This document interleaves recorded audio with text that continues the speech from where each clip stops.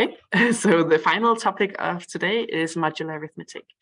And before I dive into this, because it's modular arithmetic is a little technical, I want to motivate you first to learn it.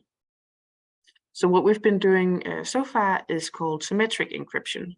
We've talked about the monoalphabetic cipher, we've talked about the polyalphabetic cipher, we've talked about the XOR cipher. They're all examples of symmetric encryption. And this first picture here is the schematic of how symmetric encryption works. So you have two parties that are communicating, and they both share the same key. And when Alice here is the sender of the message, she has a message she wants to encrypt. She uses this key that they share, and then she can encrypt the message into ciphertext that's hopefully illegible to anyone listening in on the channel. And then Bob can decrypt because he has the same key. And then he gets the message out. So so this is all well and good. The problem is, of course, how Alice and Bob agree on this key, right? Need some way of securely exchanging the key.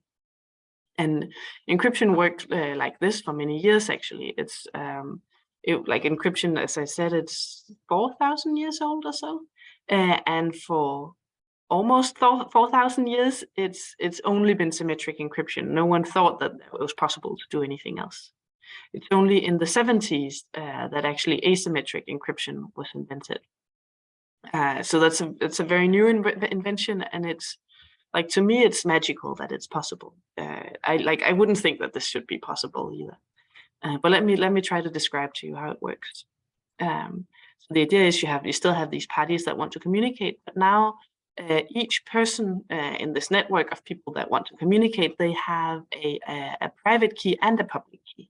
And the public key you can send out to anyone who wants it. And then, so say Alice wants to send a message to Bob.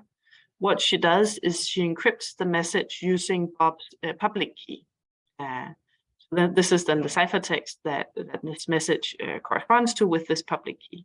And then the cipher should be constructed in such a way that it's only possible to decrypt again using the private key. So the image, like why this is padlocks and keys, is, so what you can imagine is in the physical world, right? If everybody had, padlocks and keys that matched their padlock, then, you could distribute your padlocks as much as you wanted. And then if someone wanted to send you a secret message, they could go pick up one of the padlocks in the store, the Bob padlocks. And then they could, take a box and put their message in that box. And then they could close the padlock, because then only the person who holds the key for the padlock can open it. Hopefully only Bob has that secret key. That's sort of the image to have in mind, right? Your encrypting is easy. That's just slamming shut the padlock. But decrypting, you need the key.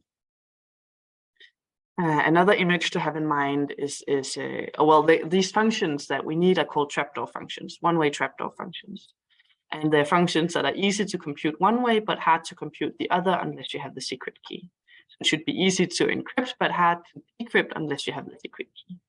They're called trapdoor functions because you can sort of imagine a trapdoor is easy to open from the inside. You just need to push it, but it's hard to open from the outside unless you have like a key that fits in this hole, so you can open